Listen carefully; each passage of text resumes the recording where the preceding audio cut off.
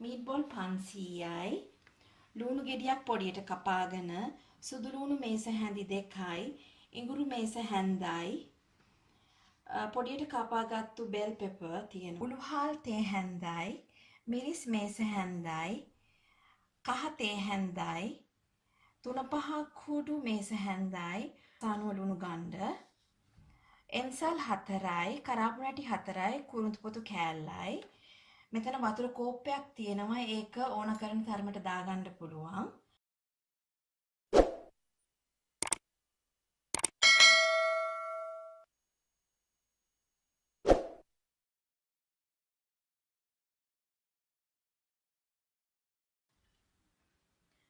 ඊට පස්සේ ඒක රත් වුණාම අපි ලුණු ටික දානවා.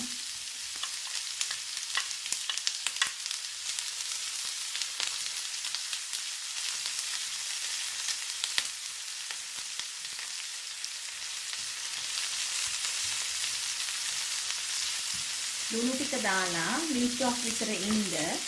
ඊට පස්සේ සුදු ලුණුයි ඉඟුරුයි දාලා රන්වන් පාට වෙනකම් බැද ගන්න.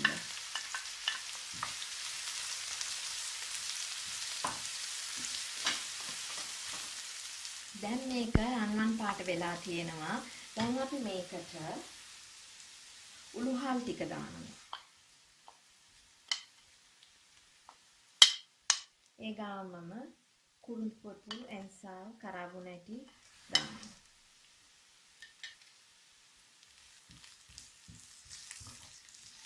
දාලා හොඳට කලවම් කරනවා.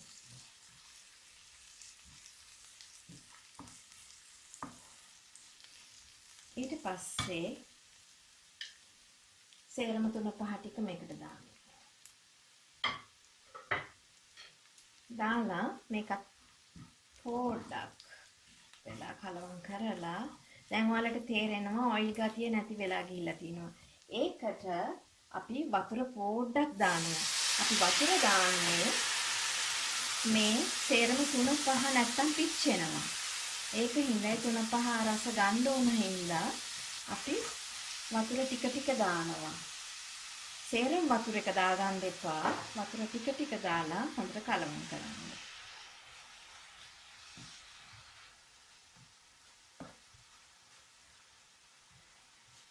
අපි වතුර ටික දාද්දී මේකේ තියෙන ග්‍රේවි එක හොඳට thick එකට එනවා.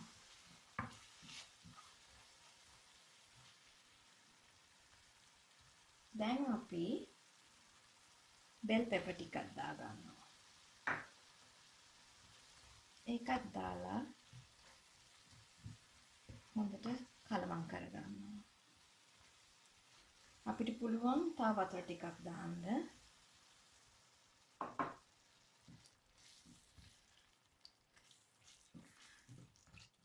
මේක මිනිත්තු 2ක් විතර ලිපේම තියන්න මුඩියකින් වහලා.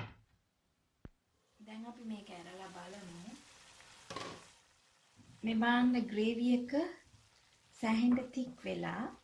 දැන් අපි අපේ meatballs ටික මේකට දාගමු. දාගෙන හොඳට කලවම් කරලා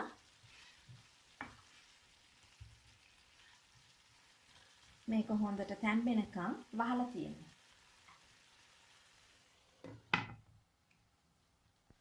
මේක තැම්බිලාද කියලා.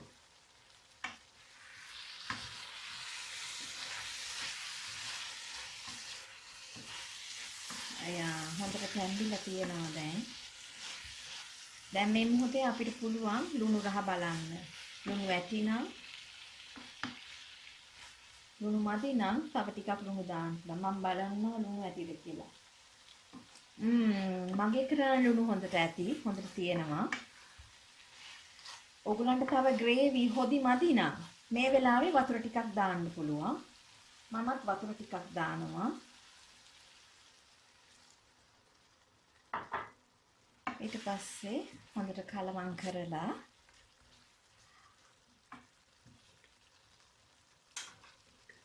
තව මිනිත්තු 2ක් විතර වහලා තියෙනවා. අපි ඇරලා බලමු දැන් ෂෝක් එකට හැන්දිලා.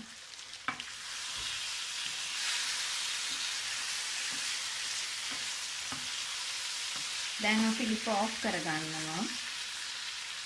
දැන් මම මේක සර්වින් ඩිෂ් එකකට සර්ව් කරගන්න යන්නේ. මේ මීට්බෝල් රෙසිපි එක මම හදන විදිහ. ඕගොල්ලන්ත් මේ විදිහට හදලා බලලා රස බලලා මට කමෙන්ට් කරන්න.